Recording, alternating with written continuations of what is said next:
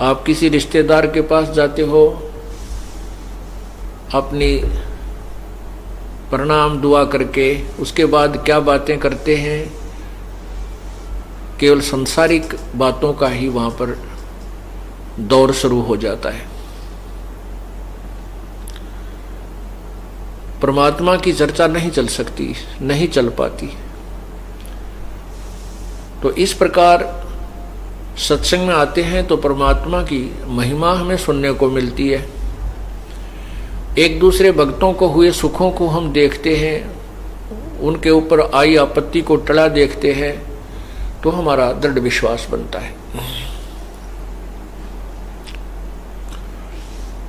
जिस प्रकार बच्चा स्कूल जाता है, विद्यालय में जाता है,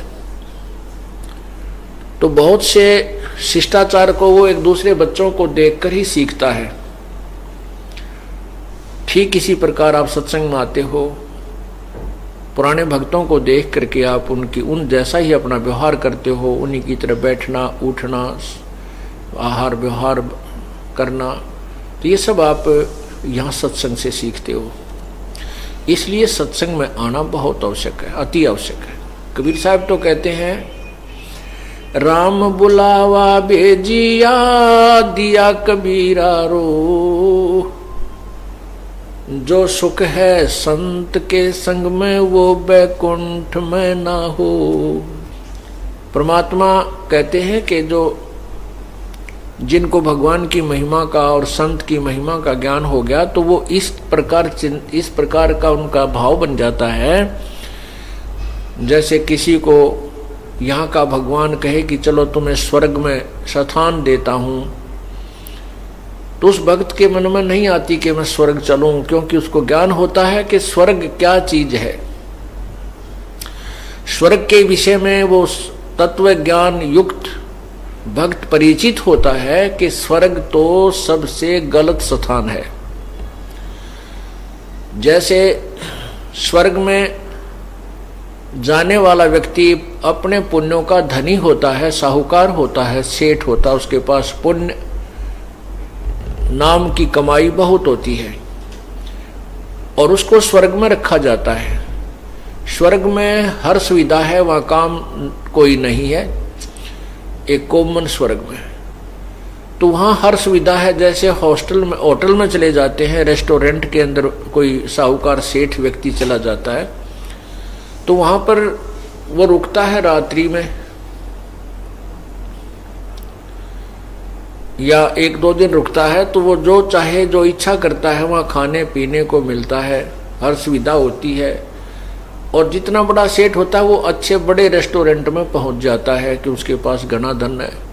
तो वहाँ क्या होता है कि पैसा उस धनी की जेब से खर्च होता है। वो कुछ भी खाओ पियो, वहाँ काम के हाथ भी ना लगाओ, बैल बजाते ही वहाँ के नौकर सर्वेंट आ जाते हैं, जो इच्छा होती है उनको कह दीजिए आपके पास, वो ला कर रख देते हैं।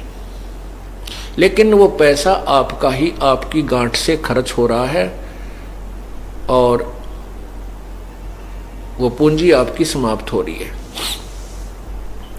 स्वर्ग इतना ही है, जैसे साहूकार लोग गर्मियों के दिनों में शिमला वगैरह चले जाते हैं, कुल्लू मनाली को पहुंच जाते हैं, वहाँ 20 दिन महीना रुकने की व्यवस्था कर ले जाते हैं, 20-30 हजार 40 हजार रुपये ले जाते हैं और वहाँ महीना भर वो रहते हैं तो 40-50 हजार रुपये बर्बाद करते हैं, उनकी जेब से खर्च होता है। हाँ, वहाँ अपना मौज खूब है, उनको बढ़िया वातावरण होता है, बाहर घूमने की हिली स्टेशन होते हैं और होटल के अंदर जो मांगते हुए खाने को उनको उपलब्ध हो जाता है। लेकिन पैसे उसी के खर्च हो रहे हैं, वह गांठ खाली हो जाती है, जेब खाली हो जाती है उसकी। फिर वो अपने कर्म क्षेत्र को आता है जहां से उसने पैसा कमाना होता है, जहां उसकी नौकरी बिजनेस व्यापार जो भी है वहीं आता है। और फिर ऐसे ही पैसे इकट्ठे करे, कुछ पैसे बचते हैं उनको फिर अगले वर्ष कुल्लू मनाली चला जावे, और कभी ऐसा घाटा फट जावे और कुल्लू मनाली और शिमला जाने का ब्योंत भी ना हो तो वहीं गर्मी में मरो।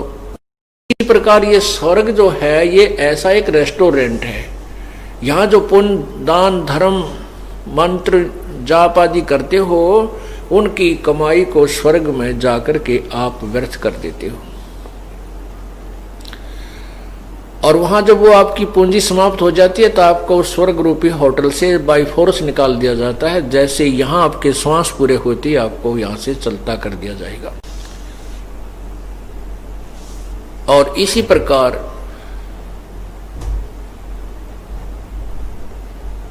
जब उस व्यक्ति को सत्संग में आने वाले पुण्य आत्मा को यह ज्ञान हो जाता है कि स्वर्ग तो भाई कुछ नहीं सौदा है, ये तो धोखा हमारे साथ, फिर वो स्वर्ग जाने से इनकार कर देता है। कहते हैं राम बुलावा भेजिया और दिया कबीरा रो, जो सुख है यहाँ संत के संग में, अर्थात सत्संग में, वो बैकुंठ में ना हो, स्वर्ग में भी नहीं हो सकता।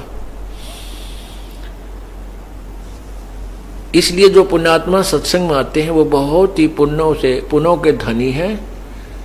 यहां हम काल की जेल के अंदर बंद हैं। ये काल का बहुत भयंकर जाल है। इस काल को श्राप लगा हुआ है 1 लाख मानव शरीरधारी प्राणियों के शरीरों को खाने का। शरीरों, जो शरीर का तात्पर्य है कि शरीर, इस हमारे स्थूल शरीर के अंदर एक सूक्ष्म शरीर है और उस सूक्ष्म शरीर के अंदर ये हम जो खाना खाते हैं, जो भी कोई विकार करते हैं, चटपटे मीठे चटपटे खट्टे भोजन करते हैं और भी धूम्रपान करते हैं या कोई और व्यसन करते हैं, इनका कुछ अंश, सूक्ष्म अंश, इनकी महक, जैसे आप किसी लोहे या तांबे की चीज को मुख में देते हो तो उसका एक अलग से टेस्ट आता है, वो सूक्ष्म टेस्ट होता है उसका। ऐसे ही एक सूक्ष्म टेस्ट जो हमारे सूक्ष्म शरीर के अंदर, वो स्वाद उसमें समा जाता है सूक्ष्म शरीर में। ये स्थूल शरीर यहीं रह जाता है और वो सूक्ष्म शरीर ऊपर जाता है, उसको तपतशिला के ऊपर गर्म किया जाता है। उसमें जीव मरता नहीं, जीव मरता नहीं, लेकिन वो सूक्ष्म शरीर को इतना गर्म कर दिया जाता है कि वहां ये जीव तौबा बोल जाता है, हाहाकार मचाता है, बहुत बुरी तरह तड़फता है, रोता है, चिल्लाता है। और वहां पर जैसे खील बूनते हैं बड़बूजे, ये इस प्रकार वो प्राणी उस तपतशिला के उस तवे पर ऐसे उछल करके पड़ता है। उसको पीड़ा होती है, जब मचलता है फिर गिरता है। उसमें से वो काल बलि 1 लाख मानव शरीरधारी प्राणियों के सूक्ष्म शरीर से वो गंध निकालता है जो उसने सारी उम्र में ये जो भी टेस्ट स्वाद करे, और फिर उन 1 लाख मानव शरीरधारी प्राणियों के शरीर के मैल को प्रतिदिन वो आहार करता है, खाता है। ये उसका आनंद है, ये उसका आहार है, बहुत टेस्ट आता है उसको। अब जैसे मुर्गा खाते हैं, बकरा बनाकर खाते हैं, मुर्गे और बकरे की तो जान चली जाती है और वो खाने वाला उसका आनंद बनाता है, ऐ तेरा भला हो यो। तो ऐसे ही यहाँ का व्यवहार है। ये काल बलि 1 लाख मानव शरीरधारी प्राणियों को प्रतिदिन आहार करता है। और ये काल ब्रह्मा विष्णु महेश जी के पूज्य पिताजी हैं और ब्रह्मा विष्णु महेश जी की माता दुर्गा है, अष्टंगी है, प्रकृति देवी है, इसी के नाम